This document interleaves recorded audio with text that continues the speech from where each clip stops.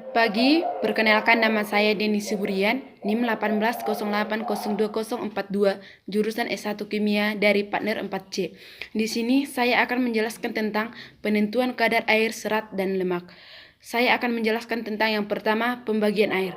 Pembagian air ada 3. Yang pertama, air terikat. Air terikat adalah air yang terdapat dalam bahan makanan, terbagi dalam 4 bagian. Yang pertama, tipe 1. Tipe 1 yaitu molekul air yang terikat pada molekul lain melalui suatu ikatan hidrogen. Tipe yang kedua yaitu molekul air yang terdapat pada ikatan hidrogen dengan molekul air lain. Tipe ketiga yaitu air yang secara fisik terikat dalam jaringan matriks seperti membran, kapiler, dan serat. Tipe keempat yaitu air yang tidak terikat dalam jaringan atau air murni. Contohnya, air yang menempel pada bahan makanan setelah proses pencucian. Yang kedua adalah air imbisi, yaitu air yang masuk ke dalam bahan pangan dan akan menyebabkan pengembangan volume, tetapi air ini tidak merupakan komponen penyusun bahan makanan tersebut. Contohnya air dan beras bila dimasak menjadi nasi. Yang ketiga adalah air kristal, air yang terikat dalam bahan makanan yang berbentuk kristal, contohnya pada gula dan garam. Pembagian lemak. 1. Berdasarkan struktur, lemak sederhana, lemak yang disusun oleh trigliserida atau 3 asam lemak, contohnya lilin dan minyak. 2. Lemak campuran, yaitu lemak yang terdiri dari asam lemak dan 1 gugus tambahan selain lemak, contohnya fosfolipid yang mengandung fosfat dan lipoprotein. Yang ketiga, lemak derivat, yaitu lemak yang dihasilkan dari proses hidrolisis lipid. Berdasarkan sumber, lemak dibagi menjadi lemak hewani, yaitu lemak yang berasal dari hewan, contohnya daging. Lemak nabati, yaitu lemak yang berasal dari tumbuhan, contohnya kedelai. Berdasarkan ikatan dibagi menjadi 2, yaitu lemak jenuh, lemak yang dengan hidrokarbon ikatan tunggal yang berbahaya bagi tubuh manusia karena dapat melekat dan menggumpal pada peredaran darah. Biasanya berasal dari hewan seperti daging dan susu. Yang kedua, lemak tak jenuh, yaitu hidrokarbon dengan 1 atau lebih ikatan terangkap yang dapat menguntungkan manusia. Biasanya berasal dari tumbuhan. Pembagian serat ada 2, yaitu serat larut air, yaitu komponen yang larut dalam air di saluran pencernaan yang membentuk gel dengan cara menyerap air. Contohnya adalah pektin. Yang kedua, serat tidak larut air, yaitu serat yang tidak larut dalam air dan di saluran pencernaan. Serat tidak larut biasanya memiliki kemampuan menyerap air sehingga membentuk tinja lebih lunak. Contohnya yaitu kacang-kacangan. Saya akan menjelaskan juga tentang fungsi penambahan regen. Yang pertama, enheksan, yaitu untuk mengikat lemak sebagai pelarut dalam ekstraksi sokletasi seperti prinsip like dissolve like. Yang kedua, H2SO4 pekat 1,25% sebagai penghidrolisis serat dan perenggang lemak dalam suasana asam. Ketiga, NaOH aqueous 3,25% sebagai penghidrolisis serat dan perenggang lemak dalam suasana basah. Yang keempat yaitu H2SO4 aqueous 1,25% sebagai penguat atau mempercepat proses hidrolisa.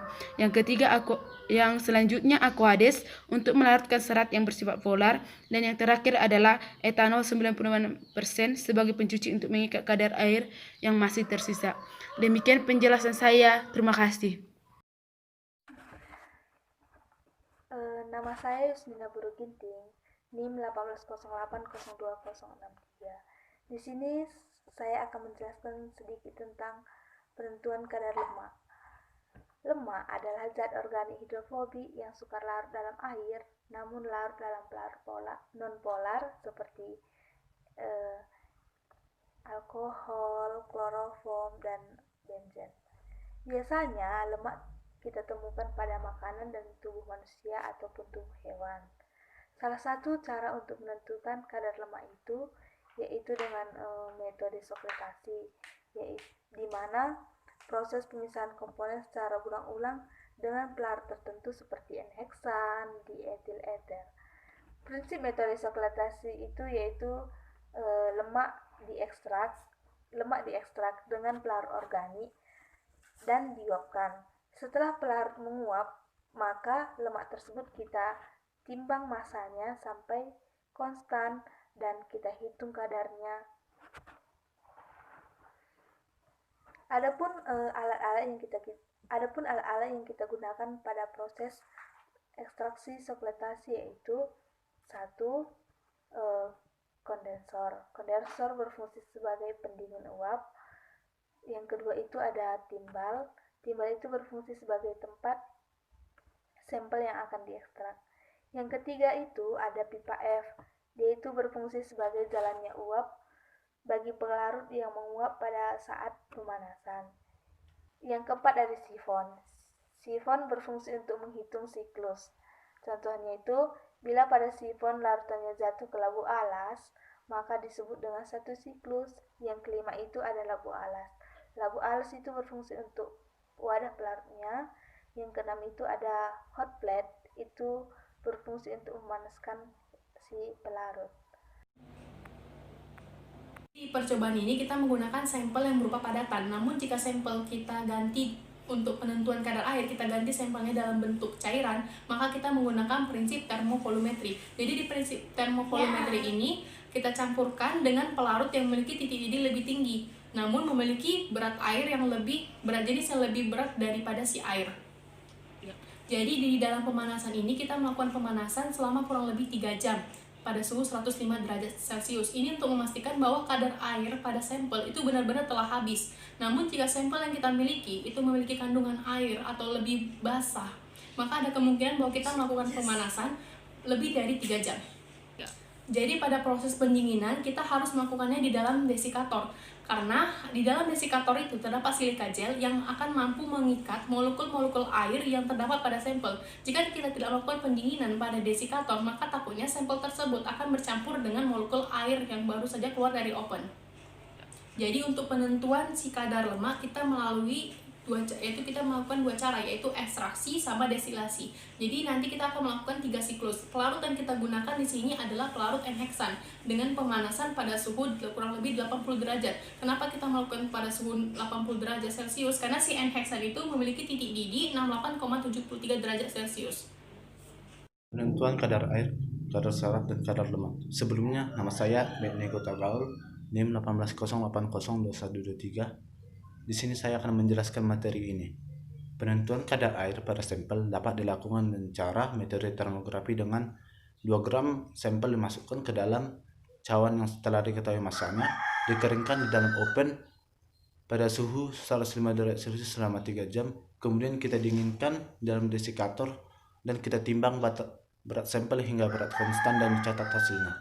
Pada penentuan kadar lemak, sampel yang telah kita hilangkan kadar airnya dibungkus dengan kertas saring, dimasukkan ke dalam coklat, diekstraksi dengan larutan N-heksan selama kurang lebih 6 jam pada suhu kurang lebih 80 derajat Celcius. Kemudian kita destilasi N-heksan dari pelarut dari ekstrak lemak tersebut.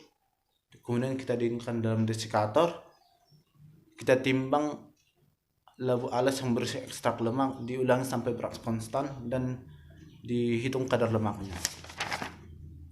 Penentuan kadar serat dapat dilakukan dengan sampel yang telah dihilangkan kadar lemaknya dimasukkan ke dalam bak gelas, ditambahkan 50 ml asam sulfat aquos 1,25%. Kemudian kita didihkan selama 30 menit sambil dengan cawan. Kemudian kita tambahkan 50 ml natrium hidroksida aquos 3,25%. Kemudian kita didihkan selama 30 menit dan kita tutup dengan cawan Petri. Kemudian kita saring dengan kertas Woodman nomor 42. Kemudian kita cuci dengan H2SO4 aquos 1,25% yang telah dipanaskan, dan kita cuci juga dengan aquarius panas dan etanol 96%. Kemudian sampel yang telah kita cuci tersebut dapat kita masukkan ke dalam cawan Petri yang telah diketahui masanya. Kemudian kita keringkan pada oven dengan suhu 105 derajat Celcius. Kita dinginkan dalam desikator, ditimbang sampai berat konstan dan dihitung kadar seratnya. Fungsi penambahan ringan pada percobaan kali ini yaitu N-heksan sebagai pengikat lemak sebagai pelarut dalam ekstraksi soklatasi seperti padanya prinsip like this of like. Asam sulfat pekat aquos 1,25% bersifat sebagai penghidrosida serat dan perenggak lemak dan dalam suasana asam. NaOH aquos 3,25% sebagai penghidrolisa dan perenggang lemak dalam suasana basah. Asam sulfat aquos 1,25% yang telah dipanaskan sebagai penguat atau mempercepat proses penghidrolisa, dan aqueous sebagai larutan pencuci, dan etanol bertindak juga sebagai larutan pencuci. Demikianlah penjelasan materi saya. Terima kasih dan sama-sama. Nama saya Glenia, NIM 170 80 20 60. Di video kali ini saya akan menjelaskan beberapa materi yang telah dijelaskan oleh Kak Rofikoh sebelumnya pada saat praktikum online. Yang pertama itu ada metode penentuan air. Metode penentuan air itu ada 3. Yang pertama dengan cara pemanasan pada suhu 110 derajat Celcius selama 3 jam. Yang kedua dengan metode termografimetri. Metode ini menggunakan bantuan panas. Terus yang terakhir ada dengan metode destilasi dengan pelarut tertentu. Biasanya dilakukan untuk bahan yang mudah menguap. Terus pada percobaan yang kita lakukan ini kan kita menggunakan pelarut N-heksan. Jadi pelarut N-heksannya ini bisa diganti dengan pelarut lainnya, tetapi dengan syarat pelarut lain itu harus bersifat nonpolar juga, karena kita menggunakan sampel yang bersifat nonpolar. Pokoknya pelarutnya itu bisa diganti dengan pelarut yang bersifatnya nonpolar. Terus pada percobaan ini kan kita menggunakan ada N-heksan itu sebagai pelarut sampelnya. Terus ada sampel itu untuk bahan yang akan diuji kadar airnya, lemaknya sama seratnya. Terus H2SO4 1,25% itu untuk menghidrolisis serat yang bersifat asam. Terus ada natrium hidroksida 3,25%, itu gunanya untuk menghidrolisis serat yang bersifat basah. Terus di praktikum kali ini juga kita menggunakan H2SO4 1,25% yang panas. Jadi gunanya panas ini itu untuk mempercepat proses hidrolisis. Terus ada juga digunakan etanol 96% dan aquades, itu gunanya untuk sebagai pencuci. Terus pada pada penjelasan Kak Rofiko juga kita telah mengetahui bahwa pembagian air itu ada air kristal, air imbisi sama air terikat. Terus pembagian serat itu ada serat yang larut dalam air sama serat yang tidak larut dalam air. Terus pembagian lemak itu ada asam lemak jenuh dan asam lemak tidak jenuh. Jadi begitulah materi yang telah disampaikan Kak Rofiko. Nggak mungkin juga akan semua saya yang menyampaikan, Kak. Jadi sekianlah videonya. Saya meminta maaf apabila ada kesalahan dan kekurangan. Sekian dan terima kasih. H2SO4 1,25% yang panas. Jadi gunanya panas ini itu untuk mempercepat proses hidrolisis. Terus ada juga digunakan etanol 96% dan aquades, itu gunanya untuk sebagai pencuci. Terus pada pada penjelasan Kak Rofiko juga kita telah mengetahui bahwa pembagian air itu ada air kristal, air imbisi sama air terikat. Terus pembagian serat itu ada serat yang larut dalam air sama serat yang tidak larut dalam air. Terus pembagian lemak itu ada asam lemak jenuh dan asam lemak tidak jenuh. Jadi begitulah materi yang telah disampaikan Kak Rofiko. Nggak mungkin juga akan semua saya yang menyampaikan, Kak.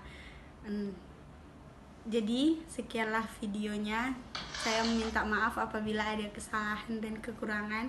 Sekian dan terima kasih. Perkenalkan, nama saya Zahwa Fahradina, NIM 18048. Saya akan menjelaskan mengenai materi penentuan kadar air, kadar lemak, dan kadar serat. Jadi yang pertama itu adalah air. Air itu adalah suatu zat cair yang tidak memiliki bau, rasa, dan warna. Memiliki rumus kimia H2O dengan atom hidrogen dan oksigen. Lalu lemak itu adalah senyawa kimia yang tidak larut dalam air dan terdiri dari karbon, hidrogen, dan oksigen. Dan serat adalah jenis mineral yang tidak mudah diserap oleh tubuh. Lalu ada 3 pembagian air. Yang pertama air terikat, yang kedua air inhibisi, dan ketiga air kristal. Jadi air terikat adalah air yang terdapat pada bahan makanan. Ada 4 tipe. Molekul air terikat pada molekul lainnya melalui ikatan hidrogen. Tipe 2, molekul air membentuk ikatan hidrogen dengan molekul air lainnya. Tipe 3, air yang secara fisik terikat pada jaringan matriks.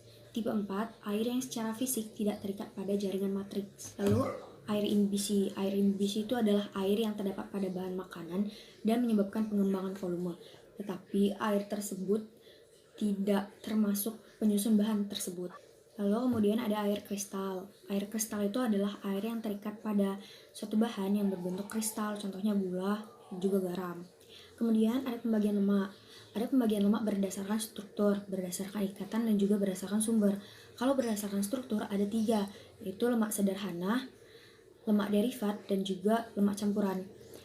Lemak sederhana adalah lemak yang tersusun atas trigliserida, yaitu 3 asam lemak dan 1 gliserol. Kemudian 2 lemak campuran, yaitu lemak yang terdiri atas asam lemak dan 1 gugus tambahan yang bukan merupakan asam lemak. Yang ketiga ada lemak derivat, yaitu merupakan lemak dari hasil hidrolisis lipid. Kemudian ada lemak berdasarkan sumber, yaitu lemak hewani dan lemak nabati. Lemak hewani itu adalah lemak yang berasal dari hewan, sedangkan lemak nabati adalah lemak yang berasal dari tumbuhan. Kemudian lemak berdasarkan ikatan dibagi menjadi 2, lemak jenuh dan lemak tidak jenuh. Jenuh itu adalah lemak dengan hidrokarbon ikatan tunggal, sedangkan lemak tidak jenuh adalah lemak dengan hidrokarbon yang memiliki 1 atau lebih ikatan rangkap. Penentuan kadar air dapat ditentukan dengan beberapa cara, yaitu dengan cara termogravimetri, termovolumemetri, metode fisika, dan metode kimia. Yang digunakan dalam praktikum di laboratorium yaitu secara termogravimetri, yaitu prinsipnya menghilangkan kadar air pemanasan pada suhu 105 derajat Celcius dan kemudian ditimbang hingga konstan. Dimana jika beratnya sudah konstan, dia artinya kadar air itu sudah menguap semua. Kan termogravimetri itu prinsipnya menghilangkan kadar air dengan menguapkan airnya pada pelarut yang memiliki titik didih lebih tinggi daripada air. Penentuan kadar lemak dapat dilakukan dengan metode ekstraksi, perforator, ataupun metode Welbull. Sedangkan untuk penentuan kadar serat dapat digunakan metode deterjen, crude fiber, dan juga metode enzimatis.